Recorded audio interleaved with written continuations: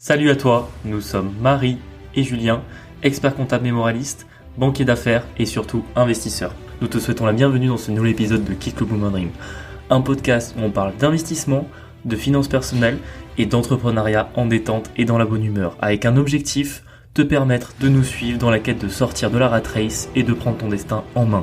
Grâce à nos expériences pro et à notre vie d'investisseur, nous te donnons les conseils qui nous ont permis d'avancer dans la construction d'un patrimoine immobilier et financier, principalement cryptoactif. Chaque semaine, nous abordons un sujet en le vulgarisant au maximum pour qu'il soit le plus intéressant. Nous recevons un invité par mois avec un parcours inspirant et une expertise différente sur de nouveaux sujets. Si tu apprécies notre podcast, je t'invite à t'abonner sur ta plateforme d'écoute, à nous laisser une note 5 étoiles et à partager cet épisode et ce podcast à 2 personnes de ton entourage pour nous aider à le faire grandir. Je te laisse tout de suite avec l'épisode et je te souhaite une très bonne journée. Bonjour à tous, bienvenue dans ce nouvel épisode. Bonjour à tous. On est content de vous retrouver cette semaine, plutôt en forme je dirais, en vrai. Ça va, ouais, ça va. Ça va, bon, on peut même déjà commencer par les booms anecdotes. On a enregistré un podcast cette semaine. C'était très sympa. Ouais. Peut-être que vous les connaissez, c'est Money Mindset, donc Charlotte et Laurent. Vraiment très bonne surprise. Ils sont belges en plus, donc je trouve ça super rigolo à écouter. Ouais. Couple d'investisseurs, belges, podcasteurs. Enfin, franchement, on avait beaucoup de points communs. Ouais. Et on a fait un super épisode que vous aurez, je pense, d'ici 2-3 semaines. Ouais, je pense aussi, dans ces eaux-là. Le temps de le monter. Pour etc. la fin du mois d'octobre. Et impressionné par leur professionnalisme. Enfin, on n'a jamais. Alors c'est vrai que c'est le premier podcast qu'on invite, mais franchement, ils sont très carrés en fait. Vraiment, j'étais impressionnée. Nous, on s'embête pas à envoyer des plaquettes, des trucs comme ça, alors que eux, vraiment, c'est très très très carré. Donc, ouais, franchement, c'est très bonne surprise. Deuxième boom anecdote, je pense que tout le monde l'a vu passer. En tout cas, ceux qui ont un régime LMNP ont dû le voir passer. Le projet de loi de finances a été publié. Et vas-y, raconte un petit peu. En gros, c'est un peu la fin du régime, je pense, la fin de la niche. Alors, ça veut pas dire qu'on l'utilisera plus du tout parce que de toute façon, les logements meublés, ça reste quand même pratique, surtout vs la location nue. Mais on va dire que jusqu'à maintenant, le vrai avantage fiscal du LMNP, c'est qu'en fait, vous pouviez déduire des amortissements sur vos loyers pendant la durée d'exploitation du bien et au moment de la revente, en fait, vous n'étiez pas taxé sur les amortissements que vous aviez pratiqués, contrairement au vrai régime professionnel, que ce soit le BIC ou l'IS. Et du coup, en fait, vous aviez un différentiel où quand vous revendiez, vous n'étiez imposé que sur votre plus-value par rapport à votre prix d'achat et pas par rapport à vos amortissements pratiqués. Ça, c'est fini maintenant. À partir de 1er janvier 2025, quand vous revendrez un bien en LMNP, vous serez également taxé au titre de ce qu'on appelle la plus-value court terme, tout simplement, sur les amortissements que vous avez pratiqués sur votre bien. Donc, ça veut dire que quand vous allez revendre, vous allez avoir plus d'impôts à payer. Ils estiment ça à 200 millions d'euros pour l'année 2025 et ça va bien peser sur les investisseurs immobiliers. Ouais, je sais pas trop quoi penser de Monsieur Barnier du coup sur. Alors c'est pas lui. Non, en fait ils essaient de gratter là où ils peuvent. C'est toujours pareil. Au bout d'un moment, faut s'arrêter en fait. Ouais, mais les investisseurs immobiliers n'iront pas dans la rue. Donc en fait ils peuvent taxer autant qu'ils veulent. Il y a aucun souci là-dessus.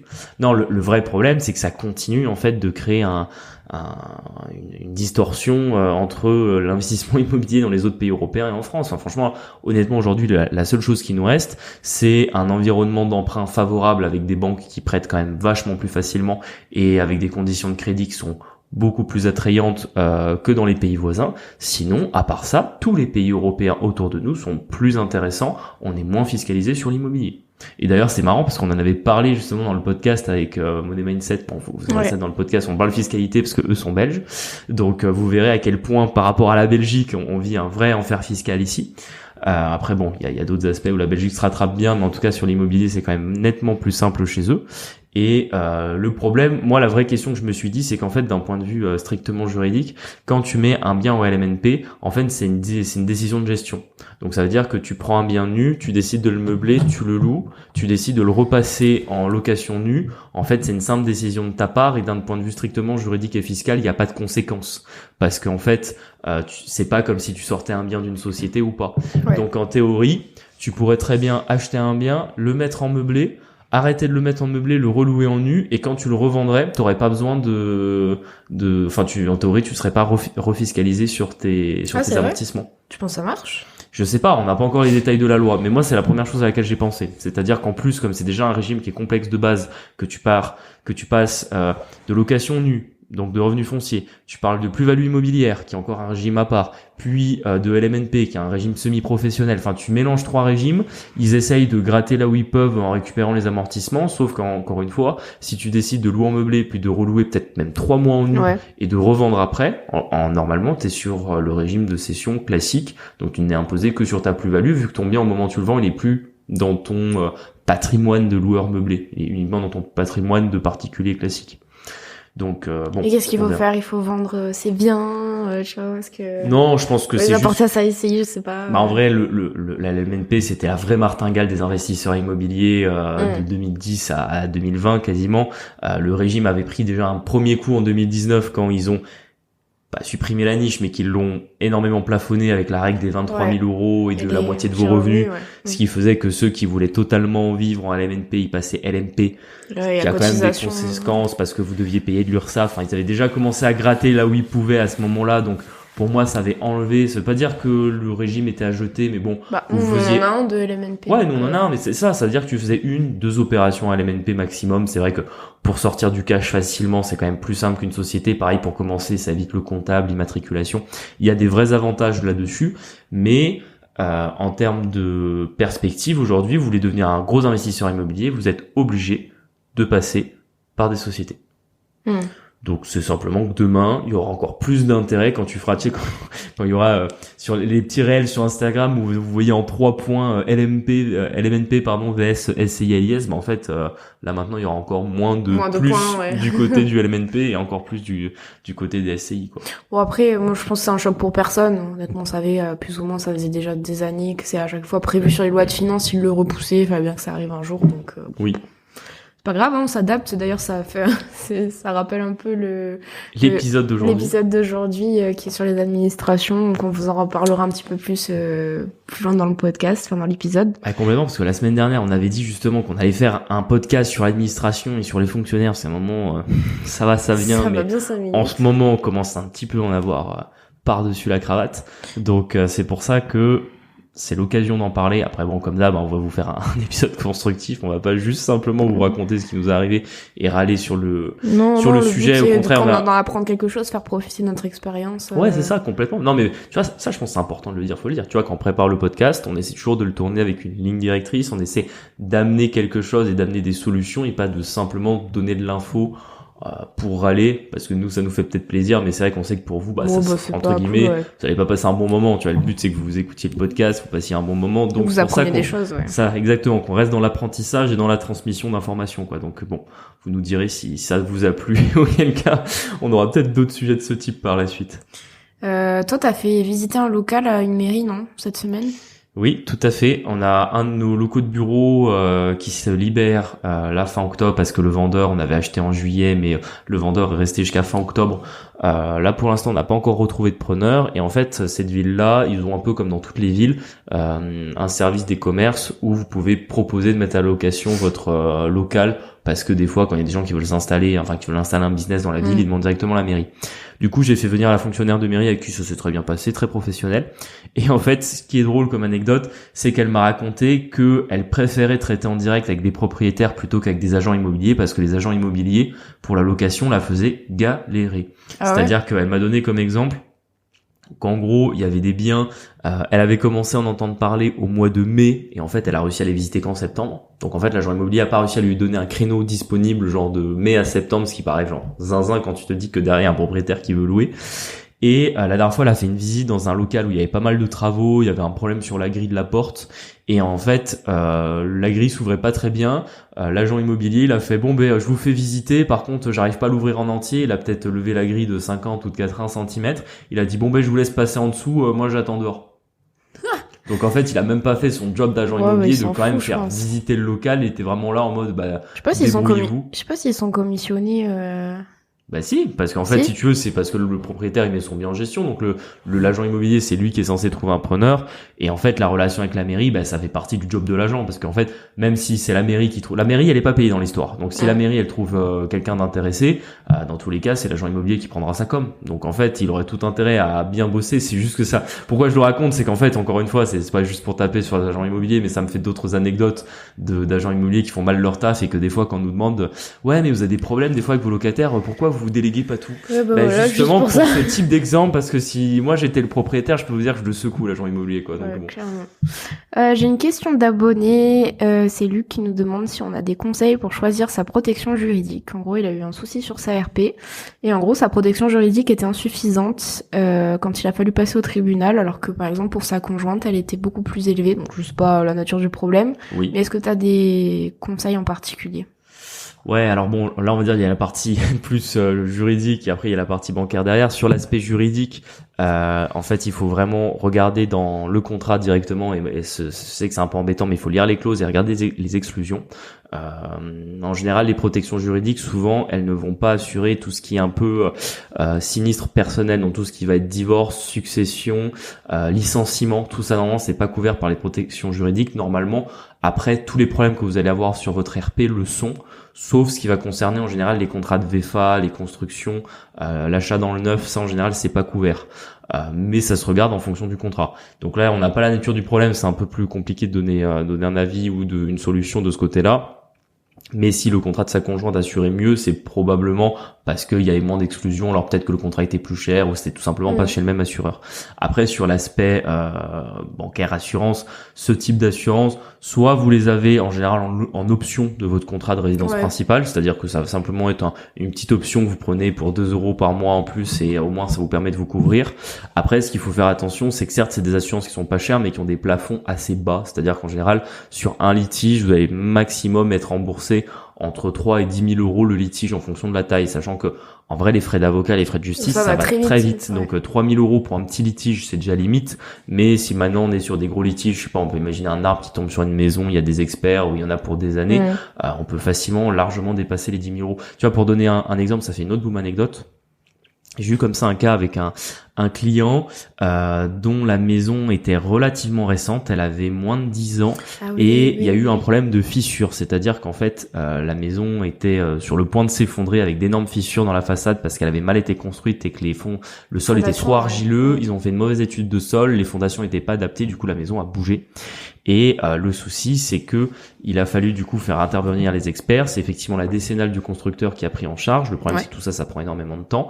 Et que ensuite, comment on fait pour récupérer une maison qui est en train de s'effondrer? Il y a des entreprises spécialisées qui doivent en fait passer des micro-pieux à travers tous les murs porteurs dans la maison pour reprendre en fait le sol et resolidifier l'ensemble. Le problème, c'est que ces entreprises-là, c'est un métier qui est très particulier. Il y en a pas beaucoup et les délais sont extrêmement longs. Donc entre les problèmes d'assurance, l'intervention des experts et l'entreprise qui est venue mettre des micro-pieux dans les murs, plus derrière, une fois qu'il a mis des micro-pieux dans les murs, en fait, il faut refaire tout le second œuvre de la maison, c'est-à-dire qu'en fait, si la maison a bougé, les carrelages, peinture, plainte, placo, peut-être même de la plomberie, de l'électricité s'il y a eu des dégâts de ce côté-là. Enfin bon, c'était un très gros chantier. Il a mis quasiment 4 ans. Ouais, tu m'étonnes. Donc c'est vrai que dans ces cas-là, vaut mieux être bien quand même couvert. Tu penses qu'il faut mettre le prix ou pas dans une RC? Encore une fois, c'est difficile à dire, ça va dépendre du contrat. Si le contrat couvre vraiment bien, vaut mieux mettre un petit peu le prix. Maintenant, si vous avez genre un contrat qui couvre vraiment partiellement, il a intérêt de pas cher, sinon c'est pas intéressant. C'est toujours une question de coût. Après, par exemple, nous, on se le pose la question, on a une protection juridique, nous, en nom propre, pour nous couvrir sur nos problématiques. Par exemple, une fois, on a eu un litige avec un cuisiniste pour notre résidence principale. Je crois qu'on n'a jamais parlé dans ce podcast. Je sais pas. Ça arrive un peu avant. Donc, c'est pour ça faisait pas partir des moments anecdotes qu'on avait racontés. Mais bon, on s'était servi un peu de notre protection juridique, même si j'avais été un peu déçu des conseils que j'avais eus et c'était pas allé jusqu'au tribunal.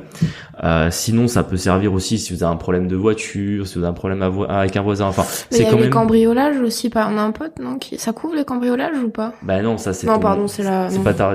N'écoutez pas, j'ai n'importe quoi. C'est juste ton assurance classique qui va couvrir ce genre de choses. Ok, ouais. Mais quand il y a un accident ou ce genre de choses, non? Aussi. Tu blesses quelqu'un sans le faire exprès, non, je sais pas. Non, ça c'est ta responsabilité civile, c'est encore autre chose. C'est aussi dans le contrat, mais c'est encore une autre assurance, ça. Normalement, c'est regroupé, parce que maintenant, t'as des contrats avec pas mal d'assurances, mais vraiment, ce qu'on appelle protection juridique. Ouais. Non, ça, c'est uniquement les litiges que tu vas éventuellement avoir. Je conseille quand même d'en avoir une en nom propre, mais par exemple, nous, on s'est posé la question d'en avoir sur des sociétés. Et le problème, c'est qu'en fait, on les a trouvées chères, parce que des fois, on était à 40 € par mois, je crois. Ouais. Et en fait, quand on fait le calcul, genre, ça veut dire qu'elle nous coûte 500 balles par an. Bah, en fait, les 500 balles par an, on sait qu'on va peut-être avoir un litige tous les 3 ans qui va coûter environ 1500 €. Donc, au final, on paie une assurance, mais on va pas s'y retrouver, c'est-à-dire vaut mieux qu'on se fasse notre auto-assurance là-dessus, tout simplement. Récemment, on a dû avoir recours avec un avocat, je suis même pas sûr qu'il prenait en charge. Si, le prennent en charge. Mais c'est une des rares sociétés où on l'a parce qu'elle était pas chère, elle était intéressante, et c'est vrai pour l'instant, on s'en est servi 2 fois, je crois, déjà. 2 fois, ouais. On voulait vous remercier pour votre soutien sur notre podcast. Le nombre d'écoutes et vos retours positifs nous permettent aujourd'hui de vous proposer une collaboration avec Jérôme Rubin du Bien Rentable, que vous avez déjà entendu sur ce podcast. Le Bien Rentable, qu'est-ce que c'est ? On nous pose souvent la question de comment trouver un bien rentable. Pas 1000 solutions, soit vous le cherchez vous-même et cela peut prendre un certain temps, soit vous faites appel à un spécialiste comme Jérôme en tant que chasseur immobilier. Avoir recours à Jérôme vous permet de trouver un bien rentable autour de 10% de rentabilité partout en France. Il vous trouve le bien, il vous chiffre le projet et vous accompagne tout au long de l'opération. Trouver son premier bien peut être stressant et source de nombreuses complications. Passer par Jérôme, c'est un gage de sérénité pour trouver son premier bien et réussir son opération immobilière dans les meilleures conditions. Jérôme est multi-investisseur aguerri et a déjà accompagné une centaine de clients dans l'acquisition d'un bien rentable. Si tu veux dès maintenant trouver un bien rentable, je t'invite à suivre le lien dans la description et à réserver un créneau pour ton appel gratuit. Le sujet. Comme on vous le disait dans l'intro, en fait, c'est pas pour chouiner ou dire que la France est de la merde et c'est un pays ultra compliqué. C'est vrai que je pense que tout le monde le sait en fait. Je veux dire, je pense qu'on est tous nés. Enfin, pour ceux qui sont français, je pense que c'est un pays bureaucratique depuis qu'il existe ce truc-là. Ouais. Et c'est vrai que ça s'alourdit vachement. Nous, on le voit dans nos métiers. Moi, par rapport aux impôts, toi, par rapport aux normes, etc. C'est vrai que voilà, en France, on aime bien les papiers, on aime bien les règles, on aime bien les procédures. Et nous, on a rencontré quand même pas mal de soucis avec ça. De toute façon, l'humain ne retient que le négatif, mais c'est vrai qu'on a eu quand même pas mal de soucis avec ça. Et à chaque fois, on s'en sort quand même plutôt pas mal. Donc le but, c'est juste de vous apporter notre expérience et de vous donner les meilleurs conseils pour s'en sortir, parce qu'au final, on trouve toujours. J'ai l'impression qu'à chaque fois, on a quand même une solution, même si au début, c'est pas évident. On a toujours une solution. Totalement. Moi, ce que j'ai souvent l'impression, c'est une impression qui est assez partagée, mais c'est vrai que quand tu te lances, que ce soit dans l'investissement ou l'entrepreneuriat en France, ton plus grand ennemi, ça va souvent pas être tes concurrents, mais ça va être l'administration directement, avec à travers eux les fonctionnaires que vous allez avoir derrière. Après, il y a des cas où ça se passe bien, ça dépend aussi pourquoi vous avez affaire à eux et qui vous allez avoir en face.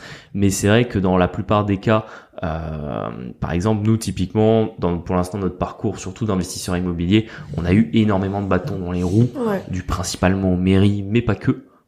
On viendra dessus. Oui. Et c'est vrai qu'ils nous ont fait perdre beaucoup d'argent et beaucoup de temps. Alors encore une fois, c'est toujours pareil, dans l'investissement, on peut pas faire toujours que gagner. Des fois, on perd un peu. Le but, c'est de plus gagner que ce qu'on perd un peu.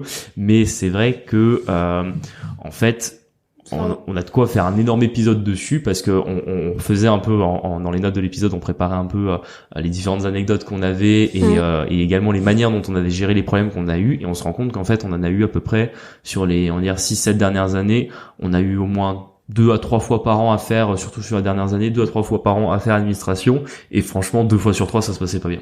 Ouais. Ça c'est quand même ce qui est vrai, quoi. Oui. On peut peut-être commencer par les retards. Classique aussi, très français. C'est-à-dire qu'il y a toujours des délais, etc. Donc les retards. Enfin. Et en fait, c'est bête, mais quand vous êtes, en fait, le principe de l'investisseur, c'est d'avoir un capital et de faire fructifier son capital dans un temps donné. C'est toujours pareil, hein, dès qu'on parle d'investissement, c'est toujours quel est ton rendement. Et en général, on donne toujours le pourcentage. Le pourcentage est toujours ramené en année.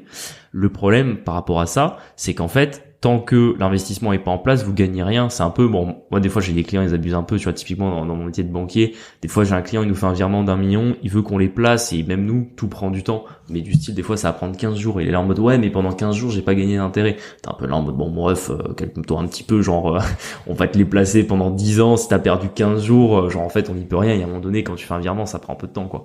Donc, ça, c'est des exemples, mais là, honnêtement, avec l'administration, en général, si ça prenait 2 semaines, on serait content. Non, c'est souvent que des fois, c'est en mois. C'est en mois. On a eu des anecdotes. Heureusement, nous, ça nous est pas arrivé, mais ça a pu prendre des années. on n'est pas loin d'une année sur une des anecdotes qu'on va vous raconter tout à l'heure. Ouais. On n'est pas loin d'une année et encore une fois, alors moi je pense que les retards, il y a quand même moyen de les limiter quand même.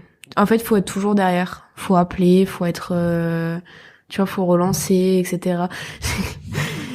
Du coup sur l'opération dont on parle là, on a eu un permis de construire. Et en fait, c'est pas nous qui l'avons fait. Pour le coup, là, je pense que c'était une bonne idée. C'est pas notre cœur de métier. De toute façon, c'était compris dans l'opération, etc. Il fallait déposer un permis de construire. Et punaise, 1 mois, 2 mois, 3 mois. Mais en fait, il y avait quand même des délais indicatifs. Je crois que c'était de 1 minimum et ça pouvait aller jusqu'à 3 mois. En général, un permis de construire, ouais, nous, on n'était pas en secteur sauvegardé, donc c'était 2 mois. Ouais. Ils avaient 2 mois pour nous répondre. Normalement, les délais classiques, c'est 1 mois déclaration préalable de travaux, 2 mois de permis de construire. Ouais. Et en général, quand vous êtes dans le secteur sauvegardé, vous avez tout qui double. Donc, vous êtes à 2 mois pour la déclaration préalable de travaux et 4 mois pour le permis de construire. Et du coup, ça passe, etc. Les notaires nous relancent parce qu'en fait, c'était une condition suspensive justement pour pas qu'on perde d'argent si jamais c'était pas faisable. Donc, c'était une condition suspensive pour signer. On attend. Les archis ils disent ouais, c'est normal. Non, mais là, c'est bizarre. Julien il me dit vas-y, appelle la mairie de machin. Et j'appelle. Alors, on me passe de service en service. Le truc bien relou, des gens qui ont vraiment pas envie de m'avoir au téléphone, etc. La dame contrôle, elle me dit « Ah oui, effectivement, le dossier il a été ouvert, il a pas été... Apparemment, du coup, quand les dossiers arrivent, ils se les répartissent, et donc cette espèce de sas informatique, quelqu'un l'avait pris, et en fait, l'avait pas traité. Donc en fait, il était traité par personne, et c'est pour ça que ça n'avançait pas. Donc quand même...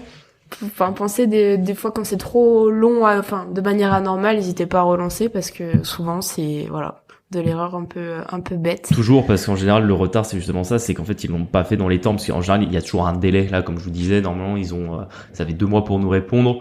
En général, ils vont jusqu'au bout du délai, c'est-à-dire que vous ayez une réponse avant. Jamais des trucs et là, le souci, c'est qu'en fait, on était là en mode, on arrive juste à la fin du délai, c'est quand même vraiment bizarre qu'on n'ait pas de retour. Et le problème, c'est qu'on a eu un retour et qu'en plus, il était pas bon. En fait, ils nous ont fait modifier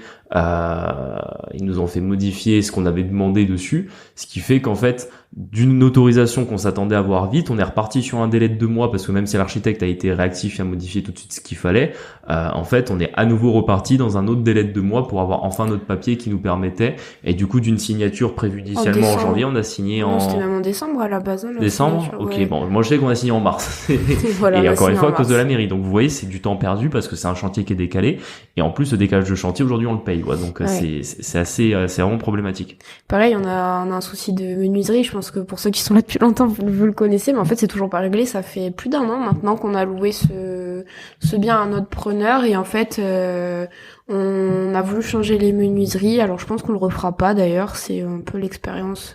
Ouais, en fait ça c'est typiquement, là on a eu un problème parce que on a acheté un local, fallait changer les menuiseries, on l'a fait, et il y avait toute une histoire avec un architecte, on l'avait déjà raconté dans l'épisode, c'est pas ça qui est intéressant, mais c'est qu'au final on a perdu tellement de temps et tellement d'énergie avec la mairie qu'en fait on est là en mode celui-là en fait on n'a pas vraiment de conseils pour améliorer cette situation, on est juste là en mode non ça faut pas faire, franchement franger des menuiseries dans un centre historique, ça, dernière fois vraiment. Ouais, parce que du coup j'y vais cette semaine pour essayer de débloquer.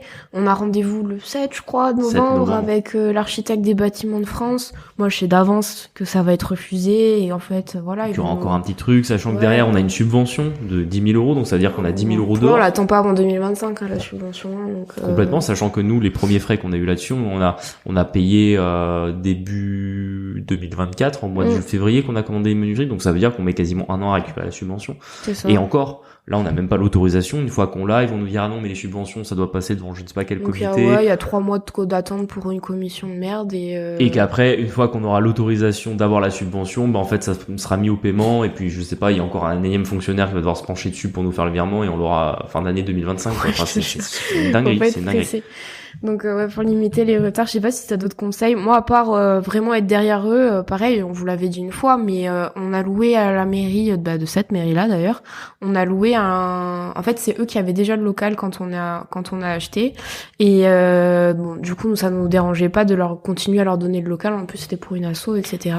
Waouh, le changement de RIB, ça a pris On a été propriétaire en juillet, on a été payé en mars 2024. Ouais, En février, ils nous devaient 7000 et quelques balles.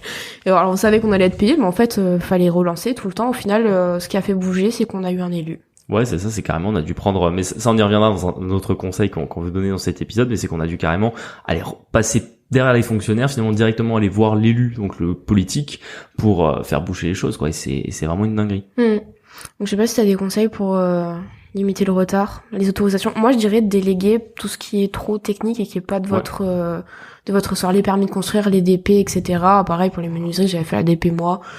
Bon, ben, en fait, à choisir, on aurait dû le faire, le sous-traiter par un architecte qu'on avait choisi et pour s'occuper de tout ça, en fait. Ouais, parce qu'en plus, ce qu'on dit pas, c'est, je reviens sur une des anecdotes qu'on a données juste avant sur la modification du permis de construire, qu'on avait donné, c'est qu'en fait, ils nous ont demandé de transformer un de nos appartements en local vélo. Les trucs qu'on oublie au fur et à mesure, mais oui. Alors on s'en est sorti heureusement parce qu'à la base on devait faire 9 appartements, ils étaient là non faites 8 appartements et un local vélo, nous on était là mais non mais genre tu t'es cru C'est plus chez qui en fait la renta est pas du tout la même, on perd un loyer. C'est ça, on perd un loyer pour un local vélo, donc franchement tout le monde s'en fout quoi. Enfin c'est vraiment, il y a qu'un fonctionnaire de merde, je peux le dire, qui peut demander ce genre de choses. Donc heureusement on s'en est sorti, où en fait il y a un T2 qui est devenu un studio, donc notre rentabilité est quand même un petit peu impactée, c'est partie des risques, mais au moins on reste sur 9 appartements. Et là vraiment on se dit non mais c'est pas possible que le mec vraiment son seul mantra pour pouvoir donner l'accord pour le permis de construire, c'était faire un local vélo. Surtout qu'encore une fois, c'est pas dans le permis dans le plan local d'urbanisme. Ça y serait, t'es là en mode bon bah oui, c'est la règle, ouais. Mais là, absolument, on n'avait même pas d'obligation de place de parking ni rien. C'était vraiment simple. Donc en fait, ils nous ont mis une règle qu'on n'est pas censé avoir. Donc en fait, ils amènent cette lourdeur sur notre opération qu'on se dit non mais en fait, qu'est-ce que ça leur fait? On vient mettre de l'argent dans leur ville, on vient rénover des appartements, on vient créer des logements sympas pour les gens qui, justement, dans un pays où il manque de logements, on vient réduire la tension locative. Et en fait, eux, ils sont là en mode ah non, local vélo, attention. Enfin, il y a aussi un bon exemple qui me revient. Je pense que vous devez le connaître, Christopher Wangen. Je pense que c'est quand même quelqu'un d'assez connu dans le domaine immobilier. Pourquoi je parle de lui, c'est que il y a quelques années, j'avais lu son livre et cette anecdote m'avait marqué.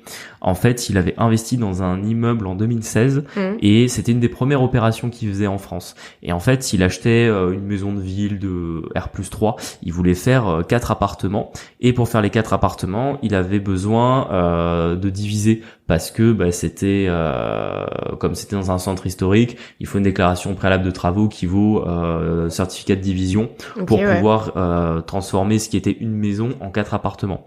Et en fait, il avait un délai de 2 mois vu que c'est une déclaration préalable de travaux en centre historique. La mairie avait 2 mois pour répondre ou pour s'opposer ou pour faire des modifications éventuelles. Et en fait, à la fin du délai de 2 mois, pas de réponse de la mairie, donc pas de réponse vaut acceptation tacite. C'est comme ça que ça marche dans le droit administratif. Du coup, ils se disent, bon, génial, j'attaque mes travaux, j'ai peu de réponse, c'est-à-dire qu'ils sont d'accord. Il attaque ses travaux, et 15 jours après, il reçoit un recommandé de la mairie qui lui demande d'arrêter ses travaux parce qu'en fait, il s'oppose à sa déclaration préalable de travaux. Sauf qu'en fait, ils étaient hors délai. Du coup, il consulte un avocat, il dit, non mais c'est pas normal. En fait, ils auraient dû répondre dans le délai, là maintenant, c'est pour moi.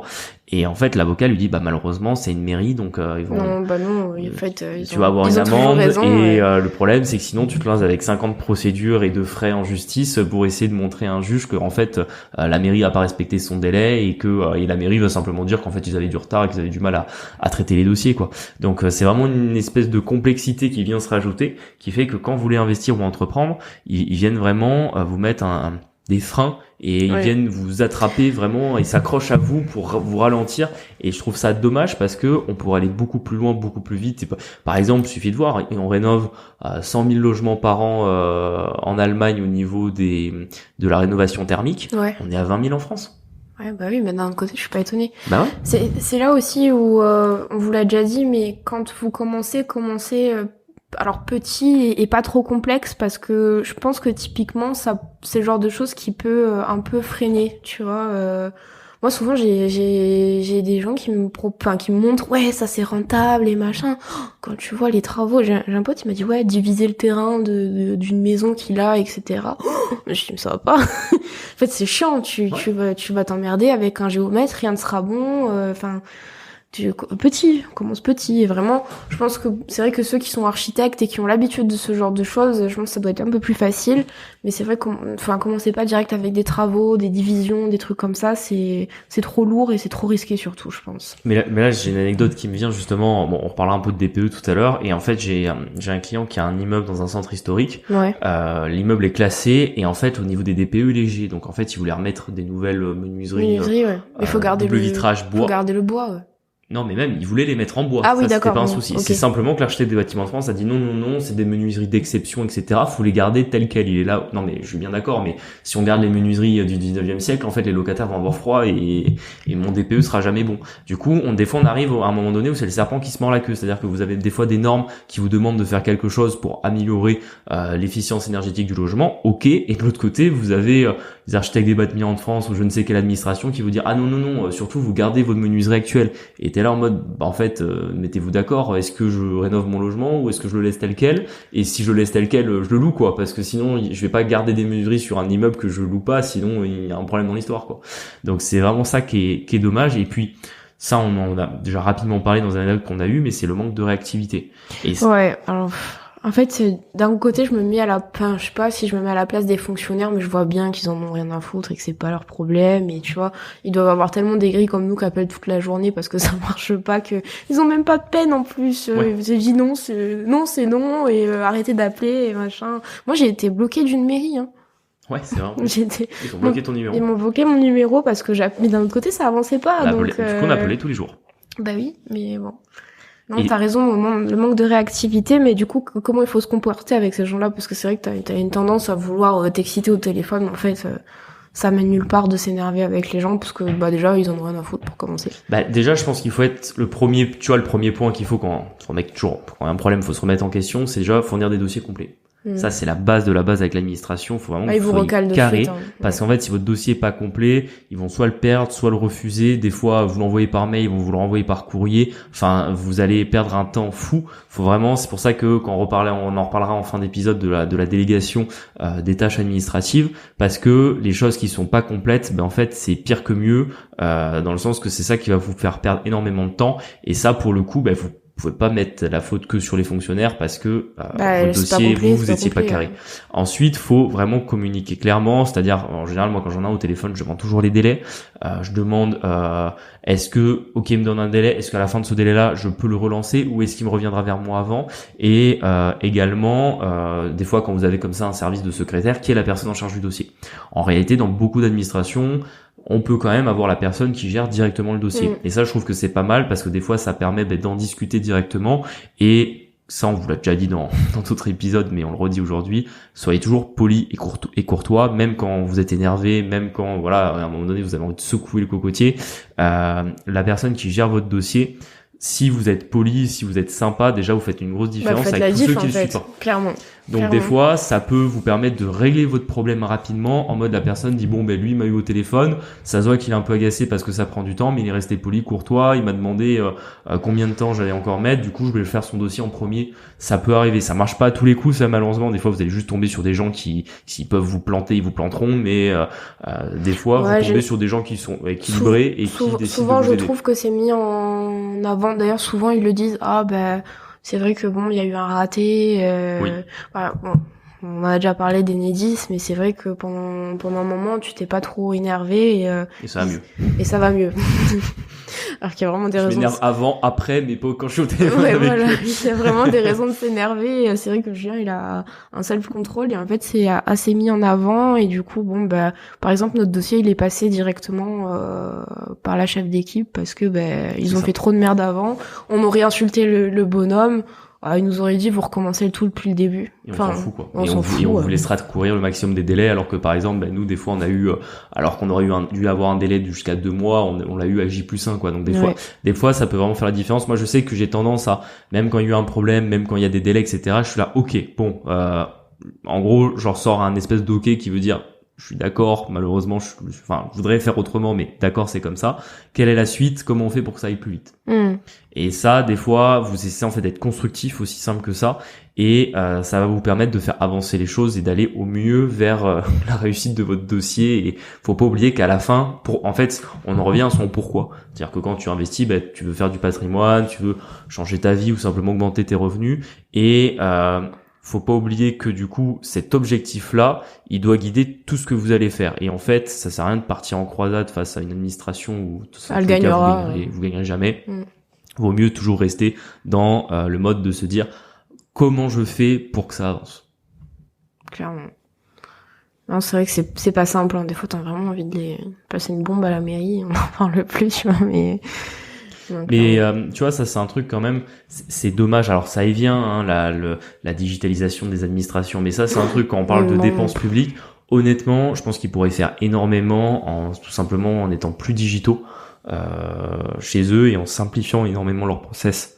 Parce qu'en réalité, les administrations sont très complexes. T'as déjà utilisé le guichet unique ou pas? En vrai, ça marche mieux maintenant. Mais oui, après, non, mais c'est sûr que quand ça va balbutier, ça sera un peu compliqué. Mais à un moment donné, on peut pas encore faire des choses papier. On peut pas, tu vois, encore une fois, l'administration qui nous a demandé de leur envoyer un papier signé. Il a depuis 1 mois et demi en plus. Il l'avait depuis 1 mois et demi par mail, et comme il l'avait par mail, il considérait qu'il l'avait pas reçu. Mais bien évidemment, il nous avait pas dit par mail qu'il ne l'avait pas reçu. Du coup, il m'a dit renvoyez-le moi signé. C'est ce que je fais. Et je lui redemande 1 mois après, est-ce que vous avez tout pour envoyer le truc à la commission? Et là, il me répond non, en fait, vous me l'avez envoyé, ça va pas. Il faut que vous passiez à la mairie ou vous me faisiez recommander. Je t'ai dit dites-le, j'y suis la semaine prochaine, donc dites-le. Non, mais c'est aussi, je pense qu'ils doivent être. Tu vois, par exemple, typiquement, c'est un peu. Moi, je le fais dans mon boulot. Je pense que tu vas faire pareil. Quand t'as quelque chose où tu dois avoir un original, tu le précises en fait. Et c'est vrai que l'administration a tendance à jamais rien préciser, jamais rien vous expliquer, simplement vous faire bon ben voilà, vous avez votre papier, prenez-le, tu vois, au lieu de simplement prendre le temps. Et c'est encore une fois, c'est une histoire de process interne, hein, parce que s'ils avaient des mails préfaits qu'ils envoyaient, ça leur prendrait même pas plus de temps entre guillemets. Peut-être même qu'ils devraient en faire plus que simplement nous dire bon mais voici le papier, sans rien nous préciser, et qu'en fait on perd encore plus de temps là-dessus. Sachant qu'en plus ils ont tendance à avoir quand même une explosion du nombre de documents. On va parler de la déclaration des biens immobiliers. Tu sais que moi j'en peux plus, hein. Vraiment. Mais tu sais que en plus moi des fois, je le dis, je suis franche, mais moi il y a des déclarations que je fais pas dans le cadre de mon boulot parce que elles sont, en fait il y a pas d'amende. Tu vois la DAS 2, tu vois ce que c'est ou pas? C'est quand on déclare les honoraires. En gros, ça permet à l'administration de retrancher les honoraires que quelqu'un a payés et en fait avec justement les mecs qui font les honoraires juste pour vérifier leur chiffre d'affaires. En fait, on est censé le déclarer avant février. En fait, généralement, on n'a pas fait les bilans, donc déjà le délai il est à chier. Et si jamais t'es en retard, il y a pas de punition. Et si tu devais la renvoyer, tu peux changer la date à laquelle tu l'envoies. Donc en fait, ça n'a aucun intérêt. Donc moi, en fait, je le fais que quand j'ai un contrôle URSSAF ou un contrôle fiscal. Et en fait, c'est des débilités comme ça qui sont affreuses. Et les biens immo, ça en est pareil. Ils ont déjà tout sur l'Elias, en fait. Donc là, en fait, il faut déclarer sur les biens immo, vous devez donner la liste des biens immobiliers, qui est dedans, depuis quand et à quel montant. Et en fait, déjà, ça permet de retrancher, de voir s'il y a des taxes d'habitation qui doivent être payées et par qui. Si vous y échappez ou pas.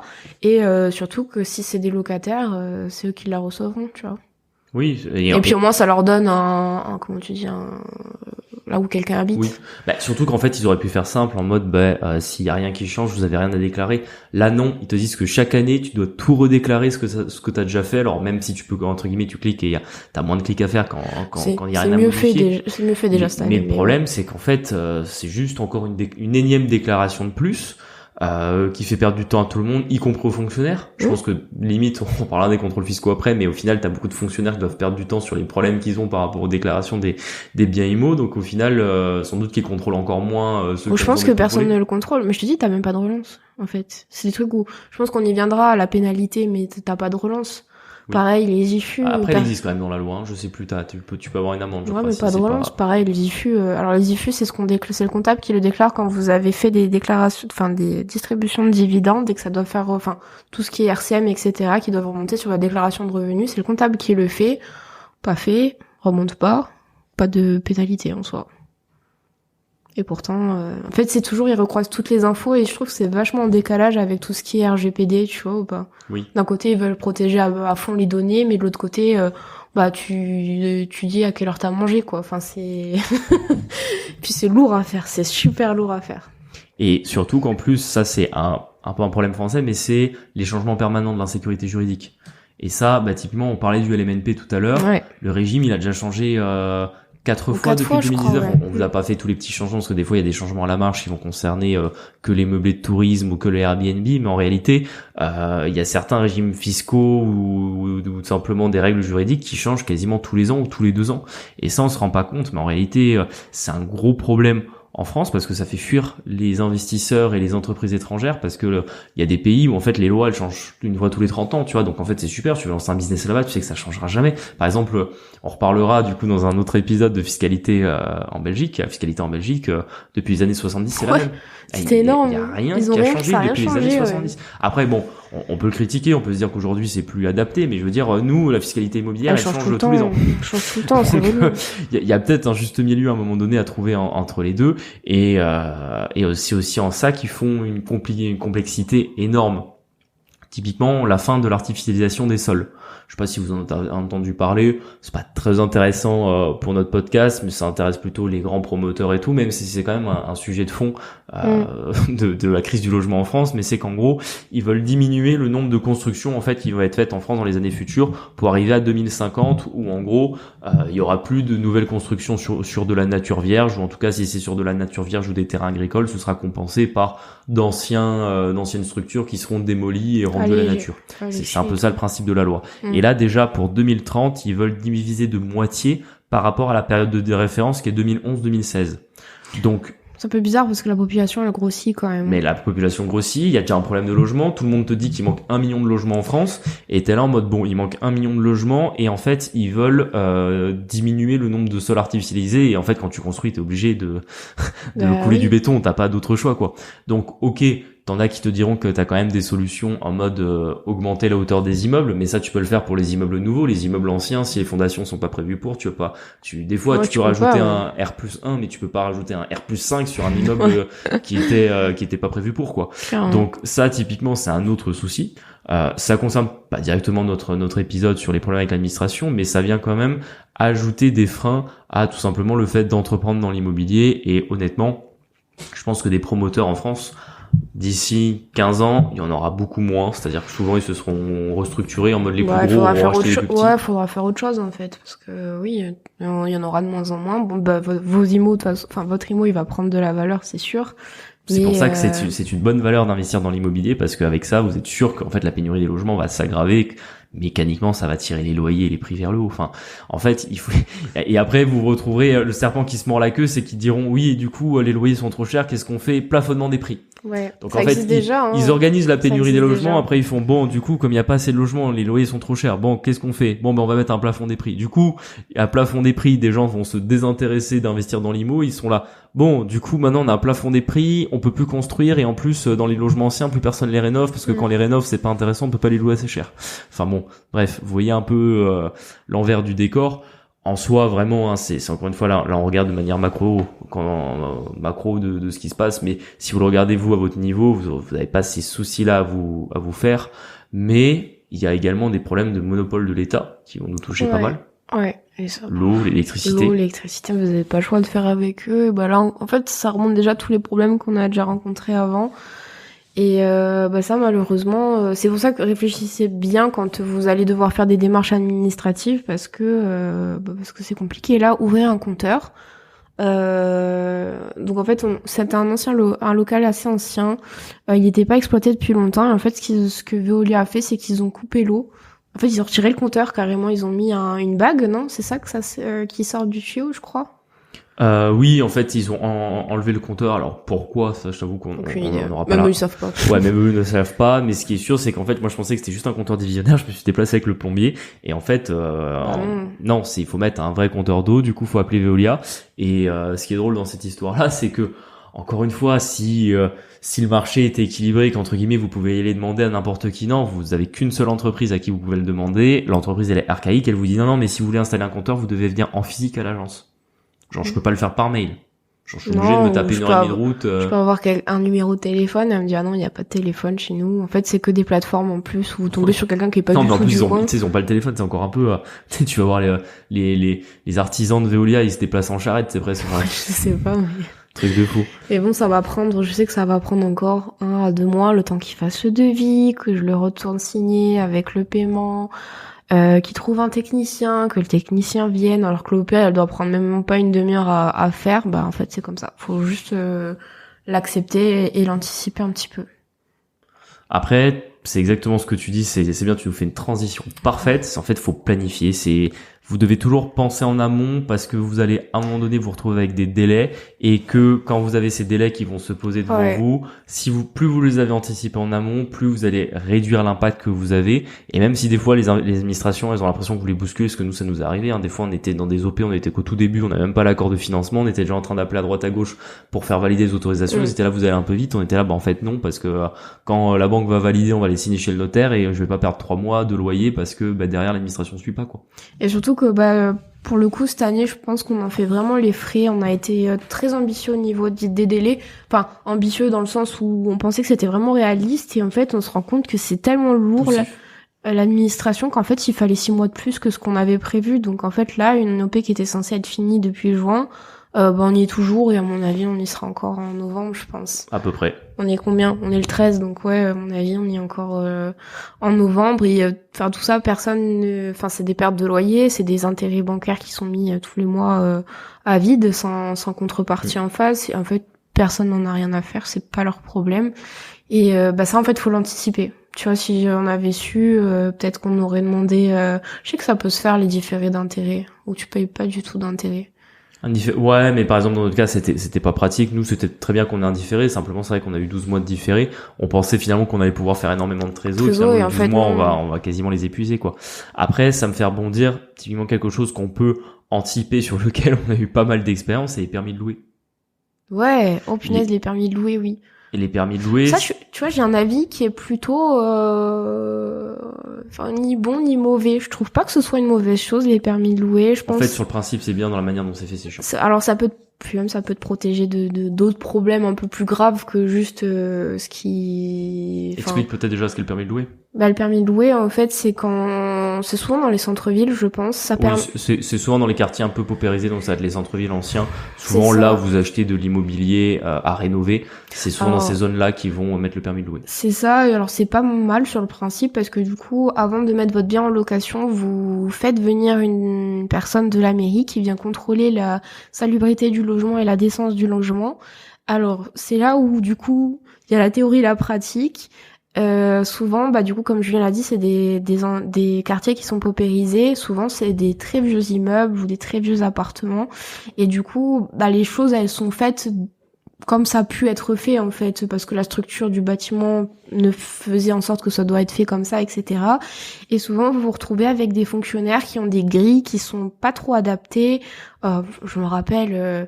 une fois ils ont voulu nous refaire faire une VMC ou je sais pas quoi dans le conduit de cheminée. Tu te rappelles de ça ou pas? Enfin, c'était infaisable à chaque fois et on était là mais madame. Non mais même par exemple dans un des derniers permis de louer qu'on a fait cette année, ils voulaient absolument que j'ajoute une VMC en façade. Le problème c'est que déjà en théorie je serais censé faire une demande de déclaration préalable de travaux parce que je me suis lavé ça.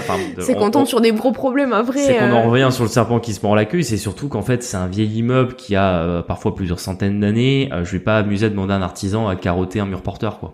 C'est ça, oui.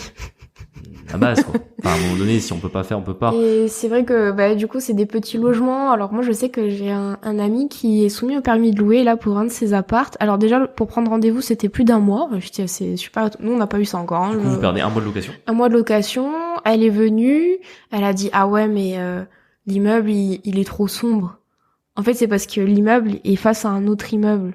Tu vois ce que je veux dire? Alors l'orientation est pas folle, c'est vrai, mais en fait, on est dans le centre-ville, c'est le centre-ville historique. J'ai bougé mon immeuble d'un quart, ça ira mieux. Vous auriez dû le dire, je vais le bouger. Et en fait, c'était que des choses comme ça, où voilà, par exemple, elle disait, ah mais là, il manque une vis, je sais plus, ou après, du sèche-serviette, un truc comme ça. Des trucs où vraiment, ils pinaillent. En plus, c'est des tout petits loyers, généralement, Voilà, non, mais en fait, si tu veux, sur le principe, c'est bien. C'est-à-dire qu'ils viennent voir, ok, ben l'appart, il est propre, il est digne. À partir de là, ils devraient dire, ok, c'est très bien, voici votre autorisation. Ils ne devraient pas commencer à venir chercher sur, ah non, mais attendez, là, vous avez un bout de plainte qui est un petit peu abîmé, ça serait bien de le refaire, tu vois. Ouais, une fois, je me rappelle, je l'avais fait avec cette dame-là, avec une dame sur un immeuble qu'on a. Elle rentre et en fait, c'est vrai que pour la salle de bain, la VMC, c'était par prise. Et elle me dit, ça va pas. Ça va pas, il faut que ce soit en permanence, etc. Non, par prise, par interrupteur. Par interrupteur, pardon. Il faut que ce soit en permanence, que ça tourne en permanence. Alors, elle a pas tort sur le principe. Après, Ça fait du bruit. C'est faisable. Mais alors, du coup, je dis, il n'a qu'à le laisser allumer tout le temps. Et là, elle allume et elle dit, ah non, mais ça fait vraiment beaucoup trop de bruit, ça c'est pas possible. Je sais même pas comment on s'en est sorti de ce truc-là, c'était il y a genre 3 ans. Je t'avoue, je ne sais plus. Je crois qu'on a fait une attestation d'artisan en disant que c'était pas faisable, voilà. C'est ça. À chaque fois, problème stupide, solution stupide. Ouais, c'est ça. et ça, voilà, vous en formalisez pas, essayez de, en fait, faut jouer leurs règles, et tu vois, par exemple, elle nous a rien dit, au final, à chaque fois, on les a, en plus, les permis de louer. Puis, par exemple, il y a une problématique, c'est qu'ils vérifient aussi le DPE, parce que maintenant, comme vous devez le savoir, les DPE G sont interdits à la location, et nous, en fait, on a eu un cas où je me suis bagarré avec une mairie, parce qu'on avait acheté l'immeuble en 2021. Du coup, on avait des DPE qui étaient valides normalement. En principe, votre DPE est valable 10 ans. Là, comme c'était encore les anciens DPE qui donnaient pas la lettre, il était valable uniquement jusqu'au 1er janvier 2025. Sauf qu'on n'est pas encore le 1er janvier 2025. Au moment où j'ai eu le cas, on est encore en 2023. Du coup, je vais voir la mairie. Je dis non, mais en fait, mon DPE il est valide. Il me dit ah non, votre DPE est pas valide. Il indique pas la lettre. J'ai dit mais c'est normal, c'est les anciens DPE qui sont encore valides jusqu'au 1er janvier 2025. Il me dit ah mais non, nous si on n'a pas un nouveau DPE avec la lettre, en fait, on vous refuse de venir vous faire la visite et de vous donner l'attestation de conformité, quoi. Donc, tu vois, encore une fois, ils respectent même pas leurs propres règles en mode mon DPE était valide et je me retrouve à nouveau devoir payer un diagnostiqueur. Alors, ça coûtait pas très cher, je crois que ça m'a coûté 300 balles, mais j'ai dû refaire le DPE pour les 3 appartements pour avoir la petite lettre et puis qu'ils puissent venir voir qu'effectivement c'était pas un G, tu vois. Et en fait, t'es là, ils sont bien sympas, mais bon, je veux dire, si l'État te dit que ton DPE est valide jusqu'au 1er janvier 2025, ça serait quand même bien que les mairies le respectent. Sinon, à ce moment-là, l'État a qu'à dire tous les DPE sont plus valides et refaites-les, quoi. Et du coup, ça nous permet de faire une petite transition par rapport au, justement, quand ils respectent eux pas les règles, qu'est-ce qu'on peut faire? Parce que souvent, tu te retrouves dans des injustices. Et on peut quand même avoir des recours.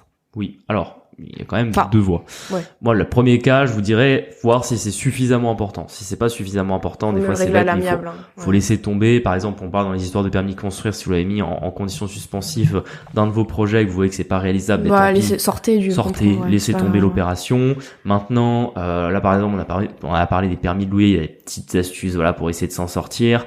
On peut des fois essayer aussi de leur parler, de les faire changer d'avis. Des fois, quand ça devient un petit peu plus juridique et qu'il n'y a pas le choix, et on est obligé de passer sur des méthodes un petit peu différentes, et notamment auprès de l'administration. D'un point de vue juridique, la première chose que vous pouvez faire, c'est ce qu'on appelle un recours gracieux, c'est-à-dire que vous faites une vraie demande juridique auprès de l'administration de revenir sur une décision qu'ils ont prise. C'est vrai que c'est pas mal ça. Moi, ça permet d'avoir un autre œil dessus. Même si ça finit par non, au moins ils ont regardé. Mais dans tous les cas, si tu vas en justice, t'es obligé de faire ça en premier. C'est préalable même avant d'engager un avocat, l'avocat vous dira vous devez faire un recours gracieux, etc. Et nous, notamment, on avait eu le cas sur un de nos immeubles, on avait eu, là encore, l'administration. En gros, on a un immeuble où il y a 10 bureaux. Et dans cet immeuble, il y a juste 2 WC, 3 lavabos, c'est une petite cuisine, donc il y a vraiment pas beaucoup de points d'eau. Mais c'est vrai qu'il y a quand même les 10 bureaux déclarés, je crois, en professionnel. Ouais, tout à fait, les 10 bureaux sont déclarés, mais parce que, encore une fois, l'immeuble est conforme à ce qui est déclaré d'un point de vue cadastral. Mais d'un point de vue de l'eau. C'est un local un bureau de mairie à la base. Hein, oui, c'est ça en plus, à la base, ça appartient à la mairie en plus. Et vraiment, on a du coup, 3 points d'eau, mais vraiment, c'est des points d'eau, ça consomme rien, parce que vu que, qu'est-ce qui consomme le plus d'eau dans une maison, c'est machine à laver, la vaisselle, douche, baignoire. Là, il y a rien de tout ça, c'est juste des professionnels, éventuellement leurs patients ou leurs clients qui vont aux toilettes, qui se lavent les mains. On a une cuisine avec un évier. C'est ça. Ouais. Du coup, pour vous donner un ordre d'idée, je pense que par an, on doit être, franchement, si on a 20 mètres cubes, c'est le bout du monde, hein, je pense même. Ouais, l'eau, elle est vraiment pas, il y a vraiment pas beaucoup de frais. Exactement. Et en fait, quelle mauvaise surprise on a eu. Une année, on reçoit la facture d'eau. Et genre, 5000 et quelques, je crois, non? Non, c'était en centaines d'euros, mais c'était hyper cher. Et je comprends pas. C'était plus cher que ça, hein. Non, c'était quand même en centaines. Mais parce que l'eau, là-bas, elle est censée nous coûter 100 euros par an. Et là, elle nous coûtait, on était à 500 euros pour 6 mois. Mais il y avait le forfait. Oui, mais justement, le forfait était là dedans. Et le souci, c'est que justement, on reçoit une giga facture d'eau. Et en fait, je comprends pas. Je regarde la facture d'eau et je vois qu'en fait, la consommation d'eau, c'est genre 5% de la facture. Et je vois que 95% de la facture, c'est le coût de l'abonnement. Et d'un coup, je comprends pas trop. On se renseigne. Et en fait, c'est parce que, étant donné qu'il y avait 10 bureaux, ils avaient décidé de nous facturer 10 abonnements. C'est pas bon, du coup. En fait, si, parce que t'as une loi maintenant, c'était pour éviter notamment, tu prends un immeuble, par exemple, tu prends un immeuble où t'as des compteurs divisionnaires. Si t'as un compteur divisionnaire et que t'as 10 appartements, en soi, la collectivité doit te fournir de l'eau pour 10 logements, mais toi, tu payes qu'une seule fois l'abonnement et après, tu payes la consommation. En soi, c'est pas juste en soi, parce que, tu dois normalement payer un nombre d'abonnements qui correspond au nombre de logements ou au nombre de locaux qui vont tirer sur les capacités en eau de la commune en même temps. Ouais. Sur le principe, c'est logique. Sauf que nous, dans notre cas, en fait, ça l'était absolument pas parce qu'en fait, on tirait moins d'eau qu'un appartement. Donc, c'est logique qu'on paye qu'un abonnement et pas qu'on en paye 10 simplement parce qu'il y a 10 surfaces utiles à l'intérieur, quoi. Vu que chaque surface n'a pas de bureau, n'a pas de WC, n'a pas de douche. Et je sais que je me suis bagarré. Au début, ils ont pas voulu faire entendre raison. On a dû faire un recours gracieux, justement, et on a fini par gagner. Ce qui fait qu'on a divisé notre facture d'eau par 10 grâce à ça. Ouais. Et tu vois, c'est fou quand même. Franchement, c'est fou. Et ce qui va un peu de pair, je trouve, avec le recours gracieux, c'est, tu sais, alors nous, on n'a pas tant que ça parce qu'on habite dans une grande ville, mais je vois bien que dans les plus petites villes, on a un peu de réseau et que on est aimable comme d'habitude. Essayer de s'entendre avec les élus et tu sais, avec la mairie d'une manière locale, ça peut aider quand même. Oui, c'est ce qu'on avait dit, faire appel aux politiques. Ouais. Et alors, je sais pas si c'est malheureux ou pas, d'un côté peut-être pas, mais c'est vrai qu'en fait, on le constate, ça fonctionne souvent comme ça. Chacun a ses petits papiers. Si on est dans les bonnes grâces des petits papiers, ça aide un petit peu. Après là, on en revient un petit peu à ce que quand tu investis dans l'immobilier, tu te fais un réseau. Souvent, tu vas investir dans une certaine zone. Dans la zone, tu commences à connaître des artisans, des agents immobiliers, éventuellement des politiques. Ouais, exactement. Par exemple, pour nos locaux avec les menuiseries là, ils avaient voulu préempter. En fait, ils avaient voulu nous prendre la vente parce qu'on était... Ça, c'est quand vous avez vraiment une bonne affaire. Ouais, parce qu'on faisait une bonne affaire. Ils se sont dit, ah non. En plus, en fait, ce qu'ils ont vu, c'est qu'on n'était pas de la ville, on était de Montpellier. Ils ont dit, non, on veut pas, et machin. Et en fait, notre agent immobilier qui est vraiment de là-bas et qui a des relations un petit peu partout, il est allé manger avec le maire et le maire a dit, ok. Sinon, ils auraient préempté, on n'aurait jamais eu nos locaux. Alors, c'est un truc de zinzin quand même. Hein. Alors... En France, je pense que ça fonctionne comme ça partout. En fait, t'as tellement une suradministration qu'à la fin, tu finis par devoir trouver des astuces qui normalement sortent du principe de l'égalité. Oui, c'est ça, c'est pas égal en fait. Ouais, c'est pas c'est partial, ça. Mais bon, à un moment donné, parce que pour tous les autres qui se sont fait préempter parce qu'ils avaient pas un bon agent IMO, désolé pour eux, c'est vrai que c'est malheureux quoi. C'est malheureux, mais bon, ça fonctionne un peu comme ça et pour ça, rester aimable. Alors, je dis pas qu'il faut aller serrer les paluches à chaque élection. Local, mais faut se tenir un petit peu au courant et puis faut pas hésiter à engager des conversations d'une manière générale. Nous Montpellier, je trouve que c'est trop gros par exemple pour arriver à faire ça. Faut être franc-maçon. Faut être franc-maçon ou sinon en fait souvent c'est pas notre tranche d'âge à nous en fait, ils sont plus âgés donc oui, c'est donc avant qu'on arrive à rentrer dans les papiers, c'est compliqué. Mais nous par exemple, on connaît des gens qui sont qui sont dans le bon gratin. Et parce qu'on a été aimable à un moment donné, qu'on a rendu des services, etc. On peut avoir un retour d'ascenseur. Voilà. Et on vous le racontera peut-être dans un autre épisode sur une histoire, comment est-ce qu'on arrive à s'en sortir. On commence à approcher de la fin, mais on attend qu'elle soit terminée pour vous la raconter. Sinon, on rebondit encore, on l'avait dit tout à l'heure en début d'épisode, mais c'est encore une fois délégué à des personnes qui savent faire, parce que sur c'est la seule opération qu'on n'a jamais réalisée. On voulait racheter un peu comme quand j'ai décrit l'histoire de Christopher Van Gogh en début d'épisode. C'était un des projets qu'on avait eu. Ouais. On avait voulu prendre une maison de ville, la diviser en 4 appartements, et on avait fait ce qu'on appelle un certificat d'urbanisme pour l'envoyer à la mairie, demander leur avis. Et en fait, quand ils nous avaient répondu, complètement à côté. C'est-à-dire qu'en fait, j'avais fait des plans. Bon, forcément, c'était pas des plans d'architecte, mais c'était des plans à l'échelle, etc. On leur avait envoyé. Et en fait, ils nous avaient mis un refus, et en plus, en fait, le refus était motivé alors qu'ils avaient pas bien regardé les plans. En mode, ils nous avaient dit non, mais les WC se mettent pas dans la cuisine. Et j'étais là, mais à quel moment ils ont vu les WC dans la cuisine? Quand ils nous ont répondu, je me suis dit, ils ont dû se tromper de dossier. Bon, après, il y avait quand même nos noms dessus, donc je me dis non, c'était bien le nôtre. Mais vraiment, ils ont répondu tellement à côté où j'étais on sort de là en fait. Du coup, on est sorti du compromis. Grâce à ça. Grâce à Donc ça. bon, cette OPA, c'est pas pour revenir dessus, on regrette pas, mais moi ce que j'en tire, c'est qu'en fait, malheureusement, même si c'était un coût, il fallait absolument déléguer cette partie. Ouais, trop compliqué, pas notre cœur de métier, et là on le voit bien, par exemple sur un OP, on est avec un architecte, elle est quand même beaucoup plus à l'aise que nous, il y a plein de garde-fous. En fait. Hein? Ouais, voilà, là, des garde-fous qu'on n'a pas, donc ouais, déléguer, en vrai, des fois ça vaut le coup. Peut-être ça fait partie de nos erreurs, mais je pense qu'on en avait déjà parlé que voilà, sur ce genre de choses, on n'a pas trop, enfin, on aurait dû payer, je pense, et on l'a pas fait. Oui. Et bon voilà, maintenant on le fait, donc c'est bon à savoir. Donc voilà, je pense qu'on arrive vers la fin de l'épisode. Je pense que ce qu'il faut retenir grosso modo, c'est que voilà, des problèmes d'administration. De toute façon, c'est toujours pareil, hein, ceux qui n'ont pas de problème, c'est ceux qui font rien. Si à un moment donné vous passez à l'action, vous en aurez, ça fait partie du jeu. Ça malheureusement on reste dans un pays qui a des qualités pour investir dans l'immobilier ou même entreprendre de manière générale, mais qui a également ses défauts. Voilà, les défauts c'est l'État, les administrations. On vous a fait un peu le tour dans cet épisode des différentes contacts qu'on avait pu avoir au fur et à mesure de nos opérations, comment on les a gérés, et puis d'essayer de vous donner une ligne de route pour les affronter, quoi. Et surtout qu'on les gère de mieux en mieux, ça peut-être qu'on l'a pas dit, mais en réalité on arrive à de mieux en mieux à les gérer. Il y a un peu de l'expérience aussi qui joue. Moi, le seul conseil, c'est essayer d'anticiper les problèmes, les trucs sur lesquels ils pourraient vous coincer, et prévoyez l'argentan parce que en France on n'est pas pressé, donc effectivement ça prend toujours énormément de temps. Ouais. Et que ça malheureusement c'est une donnée qui est hyper importante pour l'investisseur. Ouais. On vous remercie de nous avoir écoutés. Merci à vous. À très bientôt. Ciao.